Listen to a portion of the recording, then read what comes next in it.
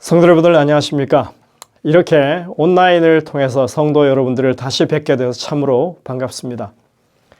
저희들이 이번에는 구약 성경에 나오는 학개서와 스가랴서를 통해서 하나님의 은혜를 생각해 보려고 합니다. 시간상 개괄적으로밖에 다루지 못하지만 아마 여러분들이 이 연구를 통해서 오늘날 우리를 향하신 하나님의 기별을 찾고 하나님의 은혜를 발견할 수 있으리라고 생각이 됩니다. 학개와 스가랴서는 일반적으로 자주 다루지 않습니다. 그래서 이 기별들이 언제, 왜, 무엇을 위해서 기록되었는지 우리가 잘 알지 못합니다. 이번에 우리가 이 기별들을 개괄적으로 살펴보면서 분명히 알게 될 것입니다. 학개, 스가랴서는 오늘날을 향한 기별이 있다고 하는 것입니다. 물론 이 책들은 이스라엘이 바벨론 유수 이후에 추진했던 그 회복의 역사를 이해하는 데 있어서 에스라 느헤미야서와 아울러서 아주 중요한 단서를 우리에게 마련해 줍니다. 우리가 이 기별을 그렇게 과거의 이야기지만 살펴보면서 우리 모두를 향한 값진 교훈들을 분명하게 찾게 될 것을 저는 확신합니다. 우리는 오늘 학개서 1장의 내용을 함께 살펴볼 것입니다. 먼저 학개서가 2장으로 구성되어 있는데 이 학개서 전체의 기별을 잠시 좀 살펴보겠습니다. 그것을 단도직입적으로 이렇게 요약하자면 두 가지 기별이 있습니다. 1장에는 중단되었던 성전 건축을 재개하라고 하는 하나님의 명령이 주어집니다. 그리고 2장에 보면은 이 나중에 지어진 성전의 영광이 이전의 전의 영광보다 더 클 것이라고 하는 그런 메시지가 주어지고 있습니다. 우리가 이 학개 스가랴서를 살펴봄에 있어서 먼저 역사적인 배경을 살펴보는 게 중요하다고 생각합니다. 성경 공부 대부분이 그렇지만 특히 학개와 스가랴서를 이해하기 위해서는 당시의 역사를 먼저 잘 알아야만 할 것입니다. 이스라엘은 기원전 586년에 바벨론에 의해서 완전히 멸망당하고 많은 사람들이 바벨론의 포로로 끌려가서 그곳에서 70년간 포로 생활을 하게 되죠. 기원전 538년 이 메데 페르시아가 바벨론을 정복하고 고레스 대왕이 통치하면서 유대인들에게 예루살렘으로 돌아가서 성전을 건축하도록 귀환령을 내리게 됩니다. 약 5만 명의 이스라엘 백성들이 돌아왔다고 기록되어 있습니다. 아마 어린이와 여인들을 포함하면 추산해서 한 20만 명이 되리라고 생각됩니다. 그 돌아온 해가 그 이듬해인 537년입니다. 기원전. 아마 대단한 기대를 가지고 돌아왔을 것입니다. 제2의 출애굽과 같은 그런 느낌이 있었을 것입니다. 그들이 가장 먼저 한 일은 번제단을 쌓는 일이었습니다.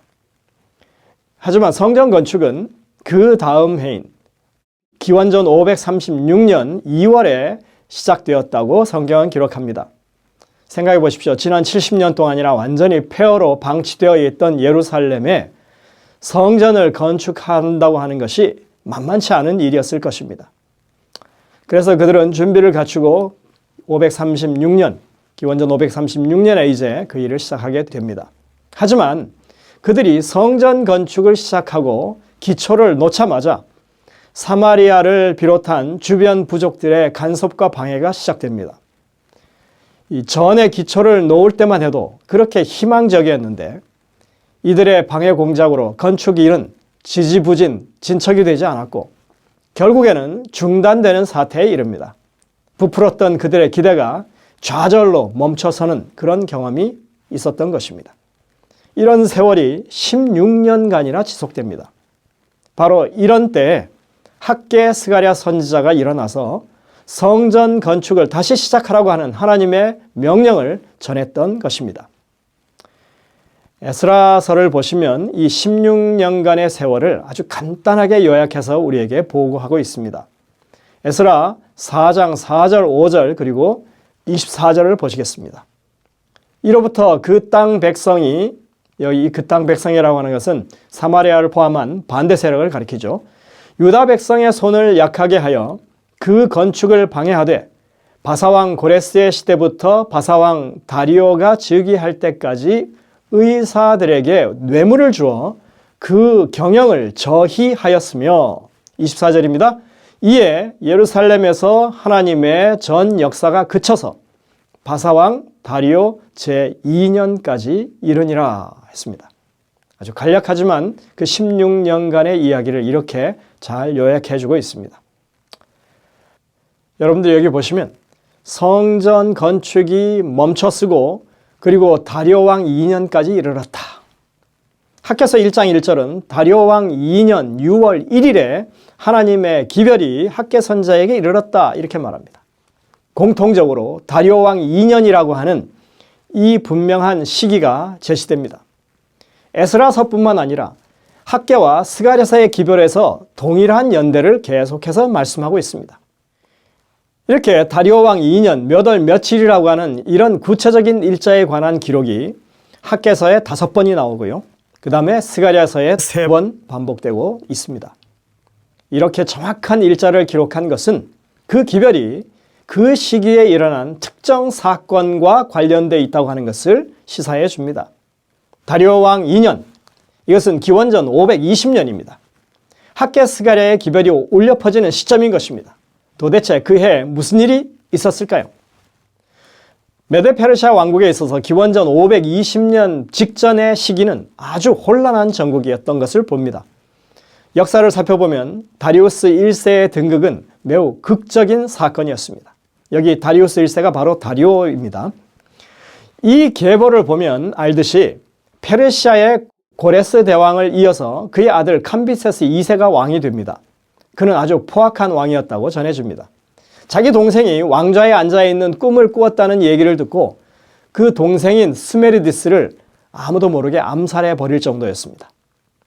계보에 보면 캄비세스 2세의 뒤를 잇는 왕이 가짜 스메르디스인데 누군가 자기 동생 스메르디스를 흉내내어서 왕이 되었다는 말입니다. 이 캄비세스는 이 전쟁, 원정을 많이 다녔는데 그가 이집트 원정을 하는 동안에 그 왕이 동생을 암살했다고 하는 사실을 알아챈 마고스, 여기 마고스는 사제를 말합니다. 이 마고스 그룹의 한 사람인 가마우타가 스메르디스를 비슷하게 닮았었는데 자기가 스메르디스라고 하면서 반정을 일으켰고 정권을 장악해버립니다. 이 소식을 들은 캄비세스 2세는 애굽에서 곧바로 군대를 이끌고 바벨론으로 다시 돌아가게 되죠. 그런데 그는 이스라엘 땅 무깃도에 이르러서 갑자기 죽음을 맞게 됩니다. 그리고는 나라가 혼란에 빠지는 것입니다. 이 와중에 페르시아의 7 귀족 가문이 힘을 합쳐서 이 가짜 스메르디스의 정체를 알아내고 그것을 축출하게 되는데 그때 왕으로 추대된 인물이 바로 다리우스 1세였던 것입니다. 기원전 522년의 일입니다. 이 가짜 스메르디스는 7, 8개월 남짓 왕좌에 있었던 것으로 보입니다. 정말 드라마 같은 이 사건을 다리우스 1세는 자신의 업적을 기리기 위해서 현재 이란에 가시면 이 베히스툰이라고 하는 그 산에 비문이 있는데 거기에 생생하게 그림과 함께 기록해 두었습니다. 그래서 오늘날 세상 모든 사람들이 그 역사를 알게 되었습니다. 여기저기 일어났던 당시의 반란이 평정되고 전국이 안정되던 때가 바로 학개와 스가랴의 기별이 울려 퍼지던 다리우스 2년인 것입니다. 성경의 역사는 세속의 역사와는 다른 관점에서 기록됩니다. 그냥 역사가 아니라 구속사라고 합니다. 이스라엘이 바벨론 포로 생활에서 돌아와서 성전을 건축하고 예루살렘 성을 쌓고 예전의 모습을 회복하도록 한 그 일은 그냥 한 부족 국가가 역사적으로 그러한 일이 있었다 하는 것을 드러내는 것이 아니라 하나님이 어떻게 그 백성을 구원하시고 또 그러한 믿음을 가진 사람들 구원을 이루시는지를 보여주는 구속사라고 하는 것입니다. 버림받은 한 나라의 비참한 역사에 하나님이 개입하시면 그때부터 그것은 구속사가 됩니다.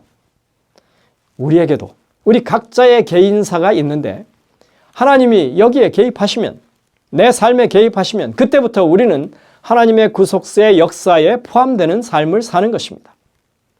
이것은 그저 일어나는 일상의 우연한 일들의 연속이 아니라 우리의 삶 가운데서 하나님이 역사하시는 선악간의 싸움이 일어나는 그런 삶이 된다고 하는 것입니다. 고레스 대왕이 첫 귀환령을 내린 것도 어쩌다 보니 우연하게 내려진 것이 아닙니다. 우리가 다 알고 있는 다니엘 6장의 사자굴의 사건이 바로 이 1차 귀환령이 내리기 직전에 일어난 사건이었습니다. 고레스 대왕과의 사이에서 당시 총리로 귀환령을 이끌어낼 다니엘을 아예 그 직전에 싹을 제거해 버림으로써 귀환령을 무산시키려고 하는 것이 사단의 계략이었던 것입니다. 그러나 하나님은 다니엘을 사자굴에서 건져내셨고 그 첫 귀환령을 성공적으로 이끌어내십니다. 그런데 여러분들, 그렇게 돌아간 이스라엘 백성들 16년간 정말 어렵게 지지부진했던 이 성전 건축을 여러분들이 한번 생각해 보시길 바랍니다.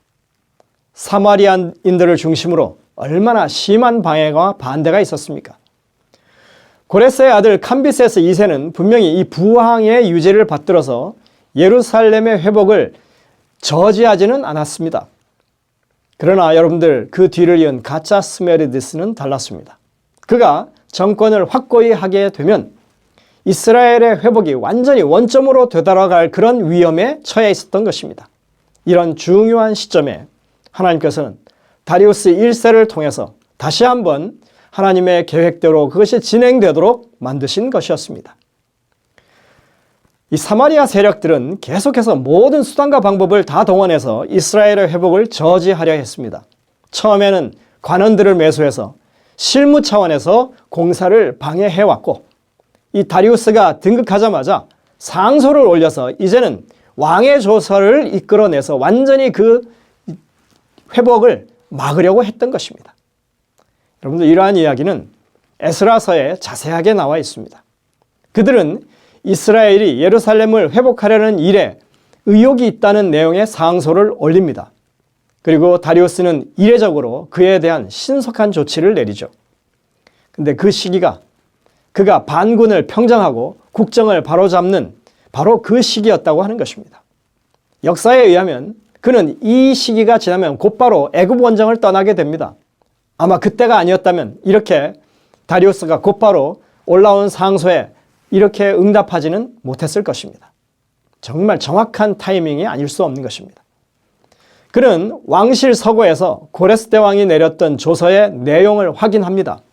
그리고 이스라엘이 고레스 왕의 명령대로 성전 건축을 완수할 것을 명하고, 아울러서 사마리아 사람들은 즉시로 그 일에서 간섭하지 말고 물러나라고 엄명을 내립니다. 여러분들, 우리가 이 일을 살펴보면서 절대로 간과해서는 안 되는 한 가지 사항이 있다고 하는 것입니다. 그것은 하나님은 언제나 선제적으로 행동을 취하신다는 사실입니다. 구원을 위해서 언제나 먼저 움직이시는 분이 하나님이십니다. 학개와 스가랴의 기별로 이스라엘 백성들이 다시 일을 시작하자마자 사마리아 세력들이 다시 움직였습니다. 이러한 내용은 에스라 5장에 상세하게 나옵니다. 한번 보실까요? 이에 일어나 예루살렘 하나님의 전 건축하기를 시작하며 하나님의 선지자들이 함께하여 돕더니 그때 강서편 총독 다뜨네와 스달보스네와 그 동료가 다 나와 저희에게 이르되 누가 너희를 명하여 이 전을 건축하고 이 성곽을 마치게 하였느냐. 에스라 5장 2절부터 3절입니다. 아마 여기 내용을 읽어보시면 여러분들 아주 흥미진진한 드라마와 같은 내용을 보시게 될 겁니다. 이스라엘이 회복하는 일을 못마땅하게 여긴 이들은 이번에는 아예 싹을 자르려고 이제는 다리우스 1세에게 상소를 올려서 그 일을 완전히 근절하려고 하죠. 하지만 그 결과가 어떻게 되었습니까? 하나님이 준비시키신 다리우스 1세에 의해서 그들의 방해 공작이 완전히 깨어져 버리고 맙니다. 다리오 왕 2년 6월 초하루, 이 날은 하나님이 이러한 상황을 연출하기 위해서 선제적으로 기별을 주신 날이라고 하는 것입니다. 하나님은 언제나 우리의 구원을 위해서 계획하시고 먼저 움직이시는 분이십니다. 계획이 있으시고 대책이 있으시고 능력이 많으신 하나님이십니다. 저는 오늘날 재림교회 안에서 하나님의 일하시는 방법과는 반대되는 입장을 취하는 사람들을 봅니다. 이들은 하나님의 선제 행동보다 적대 세력의 선제 행동에 촉각을 곤두세웁니다. 언제쯤 일요일 협령이 내릴까? 이 상대의 움직임에만 주시하는 것입니다. 이것은 하나님의 방법을 따르는 것이 아닙니다. 대적의 동향에 주목하기보다는 하나님이 우리에게 지금 하라고 하신 것이 무엇인지 그것부터 살피고 우리가 해야 할 일에 집중해야 하는 것입니다. 이것이 하나님의 방법을 따르는 것입니다. 하나님의 명령을 따라 먼저 움직이면 그제서야 대적들이 그것을 저지하기 위해서 움직이게 될 것이고 하나님은 대적들의 시도를 완전히 꺾으실 것이 분명합니다. 이것이 오늘날 이 재림교회에 필요한 시대적인 비전이라고 저는 확신합니다. 학개 1장 1절을 보시겠습니다. 다리오 왕 2년 6월 곧 그달 초하루에 했습니다. 또 15절을 보실까요? 그때는 다리오 왕 2년 6월 24일이었더라 했습니다. 오늘날 성경 연구에 있어서 빼놓을 수 없는 것이 문장 구성을 살펴보는 일입니다. 단어나 문장에서뿐만 아니라 이제는 문장이 어떤 구조를 갖추느냐에서도 우리가 기별을 찾을 수 있다는 것을 사람들은 알게 되었습니다. 학개서 1장에서도 이런 구조들을 우리가 발견할 수 있습니다. 1장은 15개 절로 구성되어 있는데 1절과 15절만 보면 6월 1일에 하나님의 말씀이 주어졌고 그리고 6월 24일에 어떤 일이 있었다 이렇게 끝납니다. 6월 1일엔 기별이 주어졌고 6월 24일에는 그 기별에 대한 하나님의 백성들의 반응이 기록되어 있습니다. 그런데 이 날짜를 기록한 방식이 조금 특이하게 보입니다. 1절과 15절은 서로 역순으로 날짜가 표기되어 있습니다. 국문으로 보면 잘 보이지 않고요. 히브리어를 보시면 이렇게 되어 있습니다. 다리오 왕 2년 6월 1일 초하루 그리고 15절에 보시면 24일 6월 다리오 왕 2년 여러분들 이걸 뭐라고 부른다고 그랬죠? 교차대꾸라고 그랬습니다. 이러한 구성이 말해주는 것은 이 1장 전체의 기별, 다시 말해서 1절과 15절로 완전히 이렇게 하나의 프레임이 짜여져 있는 이런 의미로 이게 한 장이 전체로 한 묶음이라고 하는 것입니다. 6월 1일에 기별이 증거되었고 24일에 성전 공사가 다시 시작되었다. 기별이 백성들에게 전해지고 이해되고 행동에 옮기기까지 23일간의 시간이 걸렸다. 이런 말입니다. 그러나 여러분들 이 학개서에서 발견되는 어떤 구성은 여기서 그치지 않습니다. 1절과 15절이 정확하게 이렇게 교차대꾸로 되어 있을 뿐 아니라 1장 전체도 이렇게 하나의 구성을 확인할 수 있습니다. 이렇게 기별이 주어진 날짜 그리고 행동한 날짜가 서로 대조되고 있고 또 기별 이전의 사람들의 상태와 기별을 받은 이후의 사람들의 반응을 이렇게 대조하고 있습니다.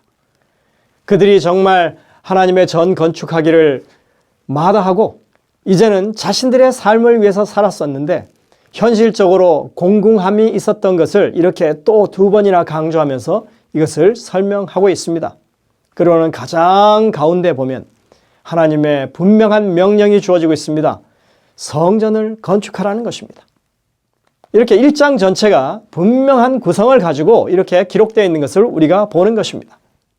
여러분들이 아셔야 할 것은 기원전 5, 6세기뿐만 아니라 그 당시에 이 근동 지역에 있는 모든 나라들에서 이런 비슷한 구조를 가지고 문장을 작성하는 일이 아주 비일비재했다고 하는 것을 우리가 알아야 합니다. 자, 1절과 15절의 구조를 포함해서 볼 때 아주 정교한 구성이라고 말할 수 있습니다. 1장의 내용을 한눈에 볼 수 있게 해줍니다. 당시에는 백성들 사이에 아직 성전을 건축할 때가 이르지 않았다고 하는 사상이 팽배해 있었습니다. 1장 2절 만군의 여호와가 말하여 이르노라 이 백성이 말하기를 여호와의 전을 건축할 시기가 이르지 아니하였다 하느니라. 하나님이 계획하신 일이라면 이렇게 16년이 되도록 지지부진하지는 않았을 것이다 하는 것입니다. 하나님이 하시는 일이라면 이렇게 공사가 중단되는 사태가 일어나지 말았어야 한다고 하는 것입니다. 그러니 아직은 때가 아닌 게 분명해. 이런 의견이 지배적이었던 것입니다. 그래서 그들은 지금 자기들의 이익을 챙기는 일에만 골몰하고 있었습니다. 하나님은 그래서 그들에게 너희가 무슨 일을 하고 있는지 자기의 소위를 살펴보라고 2번씩이나 강조하고 있습니다. 그리고 C와 C'을 보시면 이들의 이런 행동 양식을 하나님이 책망하시는 것을 볼 수 있습니다. 이 전이 황무하였거늘 너희가 이때 판벽한 집에 거하는 것이 가하냐? 4절이죠. 내 집은 황무하였을 때 너희는 각각 자기의 집에 빨랐음이니라. 9절입니다. 전이 황무했다고 하는 것은 무엇을 의미합니까? 처음에 귀환했을 때 16년 전이죠.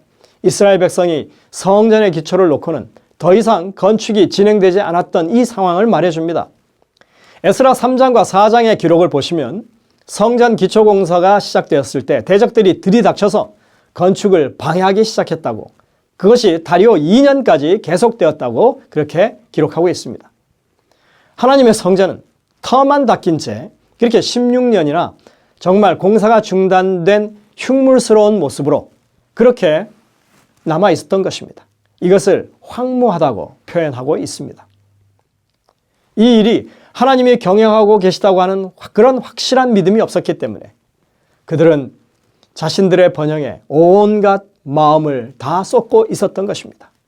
그러나 그들이 아무리 노력해도 별로 득될 것이 없었다고 하나님은 말씀하십니다. 너희가 많이 뿌릴지라도 수입이 적으며 먹을지라도 배부르지 못하며 마실지라도 흡족하지 못하며 입어도 따뜻하지 아니하며 일꾼이 삭슬 받아도 그것을 구멍 뚫어진 전대에 넣음이 되느니라. 6절이죠. 너희가 많은 것을 바랐으나 도리어 적었고 너희가 그것을 집으로 가져갔으나 내가 불어버렸느니라. 9절입니다. 그러므로 너희로 인하여 하늘은 이슬을 그쳤고 그 땅은 산물을 그쳤으며 내가 한재를 불러 이 땅에 산에 곡물에 새 포도주에 기름에 땅의 모든 소산에 사람에게 육축에게 손으로 수고하는 모든 일에 임하게 하였느니라. 10절부터 11절. 여러분들, 이 말씀은 하나님이 주신 사명을 외면한 사람들에게 주시는 경고입니다. 우리 속담에 밑빠진 독에 물 붓기라고 하는 말이 있죠. 아무리 개인이 노력하고 자신의 이익을 위해서 그렇게 애써도 하나님이 주신 사명을 외면하게 되면 그것이 자신의 것이 되지 않는다는 것입니다. 재산을 모아도 한순간에 없어질 수 있습니다. 이스라엘 백성을 바벨론 포로의 삶에서 회복시키신 이유가 아주 분명했던 것입니다. 우리가 그리스도인이 된 목적도 마찬가지인 것입니다. 우리의 존재 목적은 하나님의 성전을 짓고 하나님의 나라의 기틀을 마련하는 일이라고 하는 것을 우리는 여기서 분명하게 보게 됩니다. 하나님의 전은 황무한데 너희는 판벽한 집에 거하느냐 하시는 이 말씀은 이 흔히 교회 건축을 하고 있는 교회에서 단골로 인용되는 말씀입니다. 특히나 좋은 집에 사는 미국에 있는 교인들에게 잘 먹히는 말씀이 될 수 있습니다. 교인들은 좋은 집에 살고 교회는 여전히 새빵살이 하고 있다면 이 구절이 정말 꼭 맞는 말씀처럼 들릴 것입니다. 하지만 이 말씀은 사실 그것보다 더 깊은 의미가 담겨져 있습니다. 우리는 그래서 이 전을 건축하라고 하는 말의 의미를 분명하게 이해해야 할 것입니다.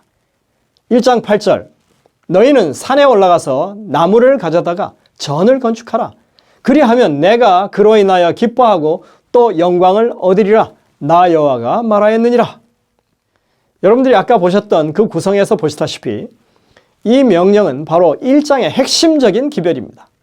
내가 너희와 함께 하니까 주변의 정황을 너무 염려하지 말고 하나님을 의지하면서 내가 시킨 일을 다시 시작해보라고 하시는 것입니다. 여기서 말씀하시는 뉘앙스는 성전을 건축하되 솔로몬 성전 때처럼 레바논의 백향목을 어디서 수입해서 가져올 생각하지 말고 예루살렘 근처 뒷산에 올라가서 즉시로 가져올 수 있는 그런 목재를 가지고서라도 곧바로 건축을 시작하라는 그런 말씀으로 들립니다. 왜 솔로몬 성전의 영광만 생각하고 있느냐는 그런 뉘앙스가 여기 있습니다. 실제로 이 사람들이 16년 전 성전의 기초를 놓을 때 사람들은 이전 솔로몬 영광을 기억했죠. 그래서 참 이것이 너무나 보잘것없다고 느꼈었습니다. 그러나 여러분들, 하나님의 성전은 화려함이나 웅장함에 관한 것이 아닙니다. 하나님이 거하시고 우리와 함께 하신다고 하는 사실이 성전의 핵심입니다. 비록 볼품이 없고 초라해 보여도 하나님과 함께하는 성전이라면 하나님이 영광을 받으실 것이고 하나님이 기뻐하실 만한 곳이라고 하는 것입니다. 23일 동안 백성들 사이에서 깨우쳐진 진리가 바로 이것입니다. 우리의 사명은 여호와의 전을 건축하는 것이다. 하나님이 우리와 함께 하신다, 이것입니다. 이들은 이 믿음을 회복함으로써 백성들 사이에 믿음의 부흥을 경험하게 됩니다. 마지막 시대를 살아가는 우리에게도 이 회복의 기별이 반드시 증거되고 경험되어야 할 것입니다. 우리의 믿음은 하나님이 우리와 함께 하시니 우리에게 맡기신 이 사명을 감당하자 하는 것이 되어야 합니다. 하나님의 성전 건축은 단지 건물을 완성하는 것이 아닙니다. 우리는 이스라엘에게 성전을 짓고 예루살렘을 회복하라고 하시는 하나님의 이 섭리에 대해서 좀 더 주의 깊이 생각하고 그 깊은 뜻을 깨달아야 할 것입니다. 우리가 학개서와 스가랴서를 통해서 배워야 할 중요한 교훈이 바로 그것입니다. 성전 건축의 의미가 무엇인지, 그들이 성전을 중심으로 회복해야 할 것이 무엇이었었는지를 우리가 깨우치는 것입니다. 기원전 520년 다리우스 2년에 이렇게 시작된 성전 공사는 4년 뒤에 다리우스 6년 기원전 516년에 가서야 완성이 됩니다. 정말로 20년에 걸쳐서 성전이 지어진 것입니다. 그러나 성전을 짓는 것만으로 그들의 사명이 마친 것이 아니었죠. 그 후로 그들은 80년이나 되는 그런 시간을 더 들여서 예루살렘 성을 재건하고 자치권을 회복하는 일을 하게 됩니다.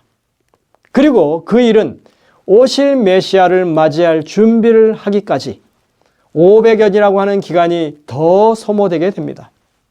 이들에게 성전을 건축하라고 하는 이 말은 이 모든 과정을 다 함축하는 말씀이었습니다. 그래서 성전 건축은 단지 성전 건물을 지으라고 하는 말이 아닌 것입니다. 사도 바울은 이 성전 건축에 대해서 신약에서 이렇게 설명하고 있습니다. 너희는 사도들과 선지자들의 터 위에 세우심을 입은 자라. 그리스도 예수께서 친히 모퉁이 돌이 되셨느니라. 그의 안에서 건물마다 서로 연결하여 주 안에서 성전이 되어가고 너희도 성령 안에서 하나님의 거하실 처소가 되기 위하여 예수 안에서 지어져 가느니라. 에베소 2장 20절부터 21절. 하나님의 성전은 건물이 아니라 하나님 백성의 공동체고 이것은 하나님의 나라라고 설명하는 것입니다. 그리고 그 성전의 기초석은 예수님이라고 밝히고 있습니다. 기원전 520년 다리우스 1세 2년에 주신 이 명령, 성전을 건축하라고 하는 이 명령은 사실 건물을 지으라고 하는 말씀처럼 보여지지만 실상은 그들이 지난 16년 동안 하나님 나라의 백성으로서 하나님의 집, 하나님의 나라를 세우기 위해서 제대로 살지 않고 자신들의 유익을 위해서 살았다고 하는 것을 깨닫게 하는 그런 말씀이었습니다. 그들은 물론 건물을 지어야만 했습니다. 그러나 그것보다 자신의 가정에, 자신이 사는 이 마을에 하나님의 나라를 세우는 일에 더 관심을 가졌어야 했다고 하는 것입니다. 그것이 정말 그들이 추진해야 할 건축 사업이었습니다. 여러분들, 오늘날 우리도 다르지 않습니다. 이 팬데믹 상황을 한번 보십시오. 팬데믹이 얼마나 큰 방해를 가져왔습니까? 정말 많은 우려와 걱정거리가 우리에게 생겼습니다.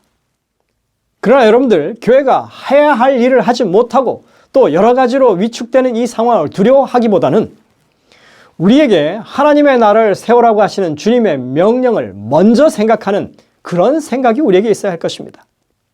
우리 가정에, 우리의 교회에 하나님이 친히 통치하시는 나라가 세워지도록 이제부터 예전보다 더 큰 열정과 노력을 기울이는 우리 성도들이 되시기를 간절히 바랍니다. 이것이 학개 선지자가 우리에게 전하는 도전의 메시지입니다. 여러분들, 우리가 무엇을 해야 할 것인지 하나님의 전을 세우라고 하신 이 말씀을 다시 한번 여러분들의 마음 가운데 깊이 새기게 되시길 간절히 바랍니다. 기도하시겠습니다. 하늘에 계신 아버지 하나님, 참으로 우리는 돌아가는 상황 때문에 마음의 부담을 가지고 또 일의 성패를 우리 스스로 판단하고 하나님 주신 명령에 대해서 온전한 이해를 하지 못하고 주님의 뜻대로 살지 못했음을 다시 한번 돌아보게 됩니다. 우리의 심령 가운데 우리의 잘못된 과거를 다시 한번 주님 앞에 돌이켜 회개할 수 있도록 도와주시고 우리에게 주신 이 사명을 잘 감당할 수 있도록 주님 은혜를 더하여 주옵소서. 이제는 우리의 개인사가 아닌 하나님의 구속사로 우리가 살아가고 있다고 하는 것을 깨닫게 하시고 주님의 부르심에 거룩한 열정을 가지고 다시 한번 일어날 수 있는 저희 모두가 될 수 있도록 이끌어 주시옵기를 예수님의 이름으로 간절히 기도드립니다. 아멘.